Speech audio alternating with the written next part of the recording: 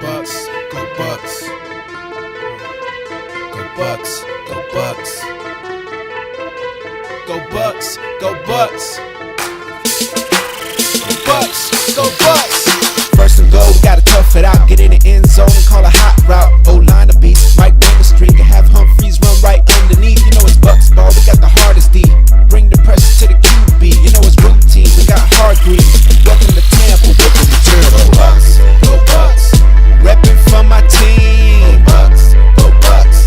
You know we want the ring. Go Bucs, go Bucs. Welcome to the Bay. Go Bucs, go Bucs. Tune in with Bucnblake. Doug's back, we can run and toss. Mike Evans looking like Randy Moss. And Jameis make the play after play. On the defense, you can't stop Levante. On my boy McCoy, who you can't avoid. At the Raymond James, you about to feel the pain. If you a Bucs fan, make a lot of noise. If you a Bucs fan, make a lot of noise. Go Bucs.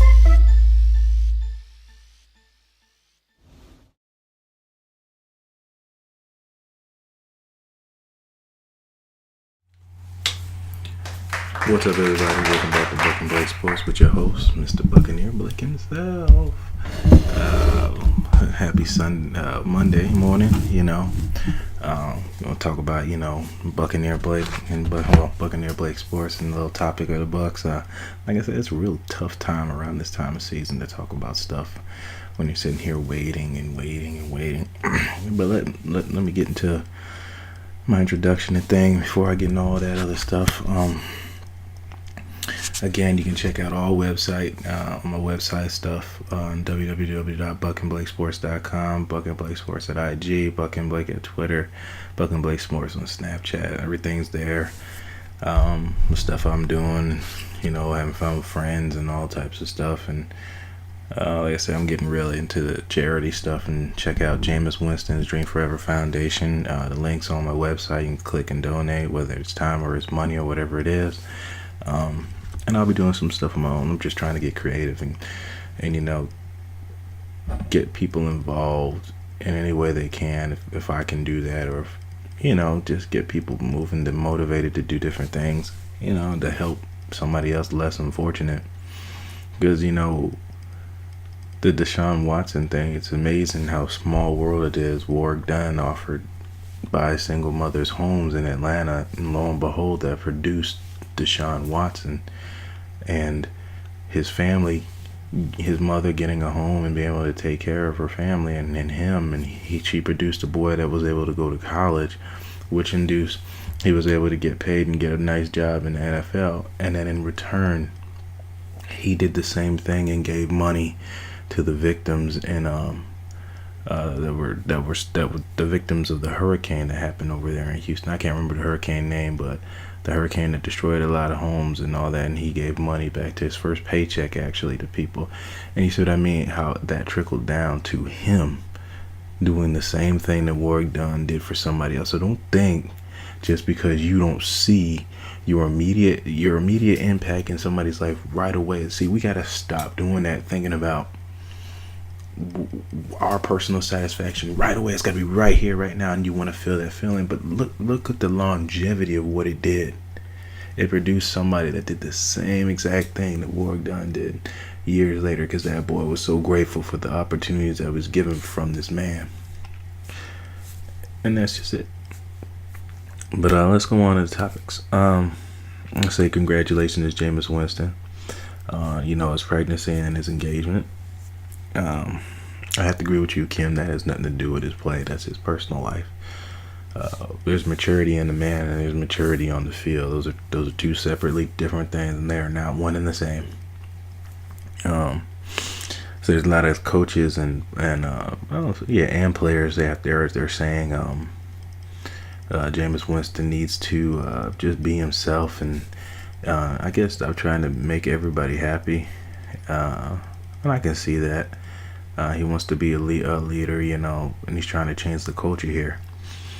And that goes back on, I think I've had these conversations before. I'm not sure if it was with you guys that watch me. I know I have it with my friends and people when we talk sports.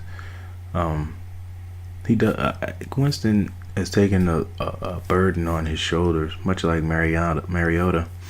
You're taking a burden on your shoulders of a franchise that's been a losing commodity for a while and never had a franchise quarterback in so long.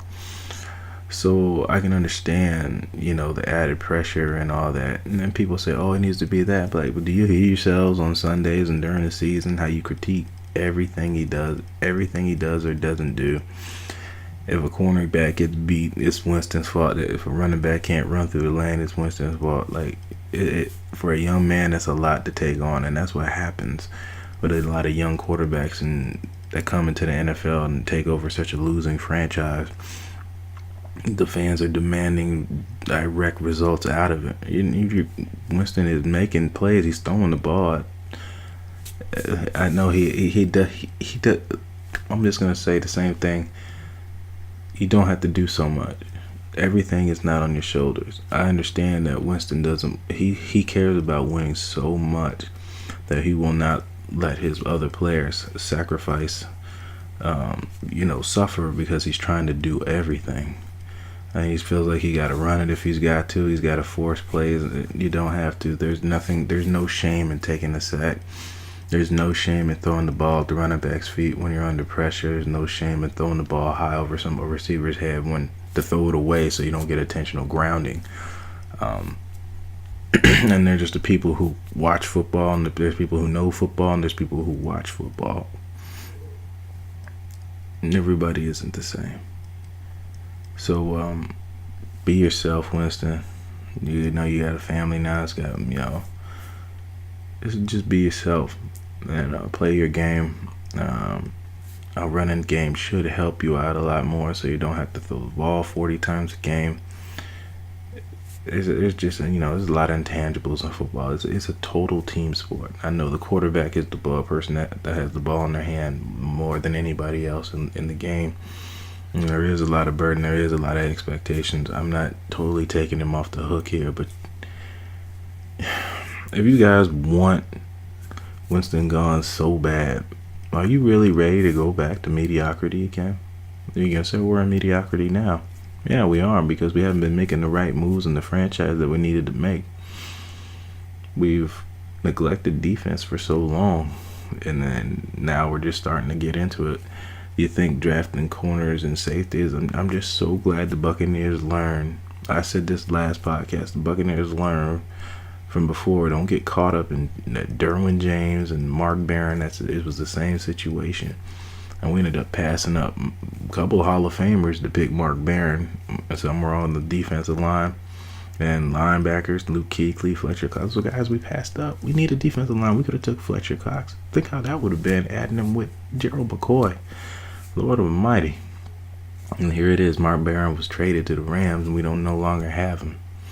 And we were going to do the same thing with Derwin James, which most of you never heard of him until the draft. That's why I say you can't fall for that draft hype and pick players that you had no idea of picking them to begin with, and now all of a sudden you can't miss. Now I'm glad the Bucs picked the player that they wanted. Whatever, everybody's gonna say what they want to say, but it's not a beautiful pick, but it's a pick we need.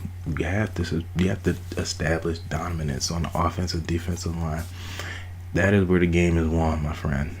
You can't move the ball without offensive line. You can't stop anybody without defensive line. Cornerbacks or DBs are going to get roasted covering for more than 5 seconds. Say what you want to say.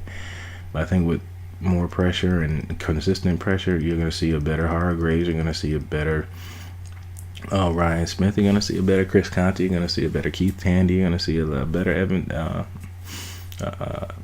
Evans in safety.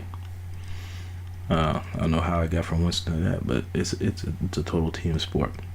Hargreaves. Let's talk about Vernon Hargreaves since we're talking about DBs. I had to agree with a couple buddies of mine that Hargreaves has lack of effort sometimes, and I think some of it's him being young, and stuff. Yeah, I think it's a lot of things of being young and all that type of stuff. I was listening to my boy Peter. If you're watching this, I'm gonna say something. When I was watching Peter's show when Najee Davenport was on the show, and Peter asked a good question. What's the difference between a franchise that has a losing record versus teams that have a winning tradition, as far as the Packers and the Steelers and all that?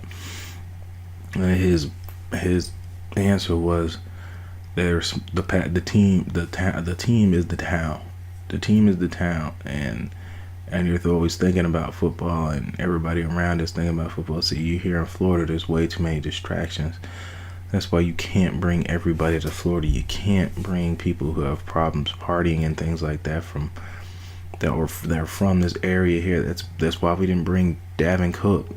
I know y'all wanted Davin Cook, but that's the reason why we couldn't bring him, because he's from Miami area. And what you think would have me had problems staying out of trouble at Florida State?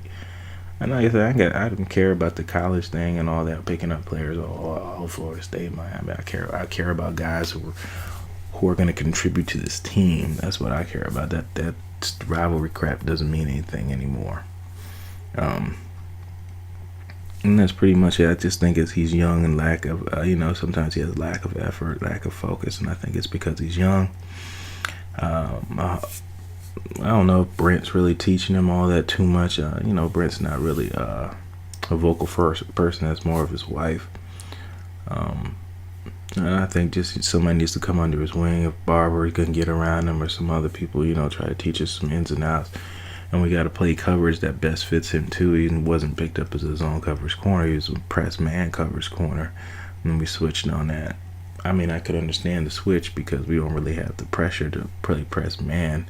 And the corners are going to be getting beat because they're forced to cover for excessively amount of time. It keeps coming back to what I just said earlier. So we'll move on with that. Vincent Jackson retiring. I know people are going to say negative things, and it's just the nature of humans. Vincent Jackson was a class act. San Diego, even here to Tampa Bay, class act. Does numerous things in the community, much as Warg done. I actually reached out to Warg Dunn, and I told him in high school I did a book report on him. Me and him had some comparisons at that time. I was much smaller. I think me and him were the same weight at the time. I was much bigger in height. And the contributions to the community, how they're giving back. Warg Dunn's mother did a public service. She died in the line of duty as a cop. I asked him about that. It was this, man, I can't imagine something like that. It makes me tear up even thinking about my parents moving on, but it's inevitable. They will move on as just as I will to the next journey. That's very sad, but Vincent Jackson gives to the community and does everything. And it sucks because it flies under the radar so much. And people don't care about that because people are so fixated on World Star and TMZ and the negativity of the world. Why? Because it's entertaining to you. Why is people's drama entertaining to you? Why didn't it make you disgusted? Why is it entertaining to you? But yet you still say that there's what's wrong with people because they think you're entertained by it. They think you're amused by the dumb things that they do, the ignorant things that they do to people and stuff. They think you're entertained by it, so they're trained to think that it is okay behavior. And like I said, I'm going non-football now. It's just, my point is, stuff like that gets overshadowed by stuff like that. Everybody will say, "Oh yeah, that's so nice," but what about that? I guess it's what the TV trains you to think, I guess. And that's why I want to put out good messages about stuff, and I'm glad and I'm thankful for people who watch me. And anything, donations or anything that you give me will go to my work. It won't be anything for me to profit off of anything. It'd be either charity or getting other stuff to help do stuff with this. It's, give or take. I don't work in no $1 million studio or none of that. Do stuff off of the things I know and I've learned, and stuff that I read and I dissect of what's real and what's not real, or I'll tell you what things that are my opinion. I don't want you to get things misconstrued that I read something and I'm projecting it to you. I'll let you know this is my opinion, and you can believe it or not. I like arguments. Just be respectful when we argue. You ain't gotta call people names and stuff. Everybody's gonna have different opinions, and that's the part I love about debates about people. It's fun. We share different points of views. Now let's move on. That Vincent Jackson retired. Class act, 1,000-yard receiver multiple times. Sad injuries came to it. You got old. It's the nature of the beast. But he plays on. He lives on. Through his work and charity, building homes, helping people. And I believe Kim saw him down at the watch party down at the Amalie Arena. She got a FaceTime live chat with him. Would Jameis Winston get a job somewhere else? What do you think? My opinion is yes. But like I said, I didn't want to ramble on so much earlier. I could still get caught up in this stuff. I guess that's why you guys like watching me. I say what I feel. Alright. So I'm going to say what I feel. I believe there's too much negativity sometimes when it comes to the quarterback position. And hold on one second. When it comes to the quarterback position, it's just too much negativity. And like I said before, I know everybody wants to win, but you got to know the things that it takes to win in this league. I'm messing with the mic a little bit because I got a lot of background sound, so if my voice goes up and down, that's me messing with the mic. There's too much negativity sometimes, and I think people get excited to see things fall apart and fail sometimes, then want to make it work. We have a man that's came here and wanted to do nothing but be in this community and be around this team since before he was drafted. Well, I don't think if you remember, Jameis Winston was breaking down plays on where to go with the ball. And he said he's throwing to Vincent Jackson. So he knew he wanted to be here. And I haven't seen anything with it since then. He wants to be here. He wants to help build the culture of this team. He wants to help build his brand here. That's a boy, he's from Florida. He's from Alabama. He chose to be in the state of Florida, Florida State, and he got chose by the Tampa Bay Buccaneers. We could have took Mariota, we took Winston. And it's not because one was better than the other. I think Mariota's fine too. I think Titans did a better job building a better team around them than we built around Winston. They built their offensive line up. Now they're building the defensive line up. Now they're getting free agents that don't want to go there in the secondary. And it happens like that when you start changing your culture. People want to be around that, and they're not just here to take money. That's what they were saying about Deshaun Jackson. He came here because we paid him the most, which is probably part true. You want to be around other guys who want to win, other guys who want to be more than that, and sometimes some veteran players want to help them because they're friends, off the field and stuff like that. But the point is, yes, Jameis Winston will get a job somewhere else. Who wouldn't want to follow behind somebody like that? Who's willing to charge the gun tower? I'm going to quote you, Coach Bailey. Willing to charge the gun tower without asking questions. That's that guy. Is he going to make bonehead mistakes and get emotional? Yeah, he reminds me a lot of Phillip Rivers. Phillip Rivers talks trash and stuff like that. That's why a lot of people like him. He's a fiery quarterback. It's just, it's like, do you really want to go back to not having a quarterback, swapping quarterbacks every year? We want to be the Jets and the Browns. Is that really what you want to be? Because that's what it seems like you're asking for. And it cracks me up. The teams say so much about knowing what a franchise quarterback is when you had franchise quarterbacks here and they ran them off. I don't know if it was the fans or whoever. You've had them here and you ran them off. So do you really know that much about what a franchise quarterback is? Or what it takes? It takes more than just a quarterback to win the game. Football is a total team sport. Quarterback can put the ball on the money, but if the line can't block, if the receiver don't catch, if the receiver don't study his plays, there's too much intangibles in football. And that's what it boils down to. It takes more than one man.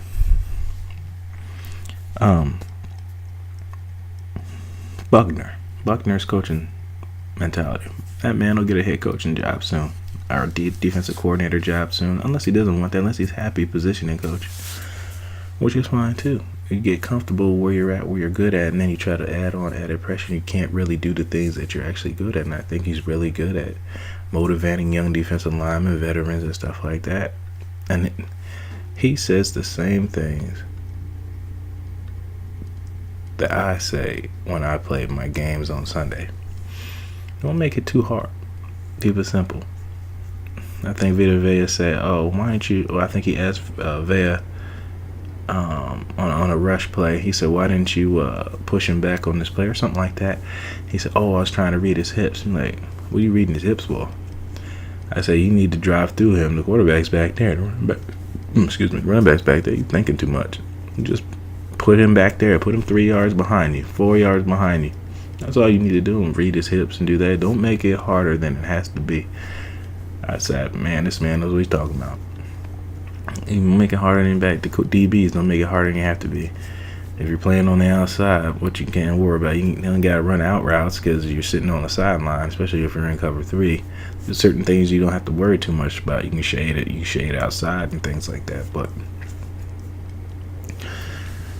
don't make things harder than it has to be. And I think Buckner is going to be a great addition to this team to coach these players. And you got my boy Vinny Curry here. I still can't believe it. That stuff would never get Vinny Curry. Vinny Curry sat on the Eagle roster for years. And then we got Bo Allen. You're building a different culture here. And these guys are excited to be here. I hope to meet some of them and have them on the show for you guys so you can, talk to them and ask questions and stuff like that too. Through by the grace of God, things will happen like that. And so maybe someday somebody run across me and tell me they want to be here. Since I'm talking about something that I've noticed since I really came in the know now with fans and stuff, there's a lot of fan bickering and fan rivalry. There's Winston haters and there's Winston lovers and there's Cutter haters and there's stuff like that. Like, don't quote me. You know how I feel about how we fired Lovie Smith for Cutter because Cutter wanted to go to Eagles. I know the Eagles are happy they didn't do that, but it wasn't the fact that he wasn't given the chance that he said. He said 3 years. He said he would. I'm sorry about that. He said he would. It wasn't no Super Bowl team, and that excuse me. That it would take at least, charge this thing. He said it would take at least 3 years. He was fired in 2. And when did we go 9-7? Year 3. And Gutter was given the praise for it. But it is what it is. I live with the decision. If they have a plan for it, that's fine. But my only argument is that he was given crap when he had those 2 years here. His team was crap. And this team is loaded. But yet we're having conversations about not being 5-11 with a loaded team. And I guess an offensive-minded head coach. That was my only deal. But then everybody's saying, we didn't have a defense. That was the same argument I was having with Lovie Smith. And Lovie Smith didn't have an offense. Along with the no defense, he didn't have anything. That was my only argument. I just don't think he was given a fair chance. But whatever, it is what it is. I've moved on. I'm not that. But with the fan rivalry thing, man, it's too much, man. I think we find too many things to argue with people amongst each other. And I know a lot of people are calling the dude Justin fake and all that stuff. And man, there's nothing you're going to be able to do about that. There's people that do that all the time. Man, look, if somebody knows that they can be fake and gain some type of and I'm not calling them that because I don't know. So don't quote me on that and say I said that or nothing like that. I'm just telling you right now, I'm telling you my opinion on life and people. If there's a person out there that believes that they can be fake and take advantage of opportunities, and the people that they're taking advantage of opportunity on sincerely believe that they want to be there, then that's on them. That they haven't fooled or whatever on that. Like I said, I've seen a thing where the dude was made pictures of Cutter and all that stuff, and he's wearing a shirt, bring back Gruden to the game. I can't, whatever. I'm not getting into that. I don't know what that's all about when those pictures were taken. I can easily make things look one way or another too with pictures. I don't know. Hold on a second.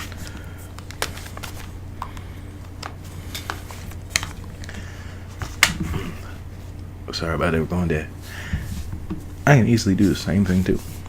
And I don't know.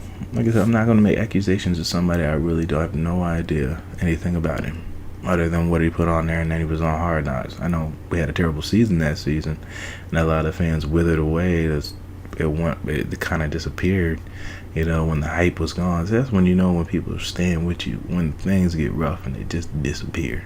And I think I said that too during the season. And it's just whatever. They're people, man. There's nothing you can do about it. The faith of man can be tested, and a lot of times it'll disappoint you. A lot of times it'll prevail. There's nothing you can do about it, man. You can just roll with it, get sucked up in the hype or whatever it is. There's nothing you can do about it. It's life, man. Coaches being more. Before I go into the coaches thing, we got to be united together. That stadium got to be rocking. We all got to. I like how we have our sections and be shooting. We should be rooting, trying to get louder than the other in a friendly manner. And don't harass people from other teams too. Friendly trash talking like 2 Chainz. One of these days I'm gonna figure out his real name. 2 Chainz in my section. I think his name is Buck Crazy. If you see this, we always called you 2 Chainz. I don't know, but he be getting hype over there. Where was it? We gotta come together, man. Too many arguing. I know people want certain things on the team and stuff like that, but again, you gotta decipher between people who know football and people who watch football, and you can't get yourself caught up. And I had to learn that sitting in the stands. I hear a lot of dumb things. I have to learn to separate myself from that. They literally don't know. They don't know about calls. They don't know certain stuff. They just know who wins and who loses. And as soon as you lose, you try to find somebody to blame. You just gotta find somebody. Just the way the brain trains them. The thing, coaches being more vocal, and I put that on there because I like to see that. See, when people saying stuff and bitching about stuff, doesn't always mean a bad thing. It means they care. They care because that's why they're complaining. Did I curse on here too? Sorry about that. I'm complaining about stuff. That doesn't always mean it's in a job or whatever. When you hear an employee complaining, that means he actually cares. Now, the ones that don't say anything, you need to be worried about. Much like a fighter or somebody's going to do something, the one that ain't saying nothing is the one you need to be worried about, because he's the one that's actually doing that. He don't care. Now, the ones that care complain, but they're still doing their jobs. They want their job, whatever it is. They want to get more paid. They want to be able to do their job better, whatever it is. And that's just what it is. And then the players are getting more vocal about what some of these veterans and rookies and leaders need to be on this team. Even Cutter, you went in there and asked him what can he do better. He needs to call better plays, and he needs to come up with better game plans and come up with better plays in game time situations. And I'm not gonna sit here and act like I have all the answers, because I don't. When games get tough, see, I play football on Sundays, and I know sometimes when the heat gets tough, your legs start going out and stuff like that. You're having a hard time to breathe. It's hard to think. Hard to think sometimes, and you got your guys, and you got your guys who want to make the plays, and you got your guys that are tired, and it's tough to make that decision. Oh well, I got a funny video I showed you too. It's tough sometimes, and you got to make the right call. Go with the hot man, Cutter. If somebody's hot, then you keep feeding them. If you see that they're keying on them, and so you do something else and fool them and hit them with somebody else on the backside. It's not that hard to Cutter. I'm not gonna say it's easy neither. Use players to their strengths. Use players to their strengths. You brought back Charles Sims. I'm glad. I've been a Charles Sims supporter since day one. He's not good at running in between the tackles. I've never said that. But he's great at catching passes. Use him. See if you can get him lined up with a linebacker. Whatever. A slower DB or whatever it is. Use him. And that's pretty much what I got. The coaches are being more vocal, and I think this team's trying to move forward. And I'm glad the Glazers kept the group together, and we're trying to move forward. Well, I ain't got much more to go on to. It's 3:13 in the morning. I can't sleep. And I just wanted to put this out there because I needed to. I was behind anyway. And well, it's as we always do. You're the master of everything. What you do with your life, what you do with it is entirely up to you.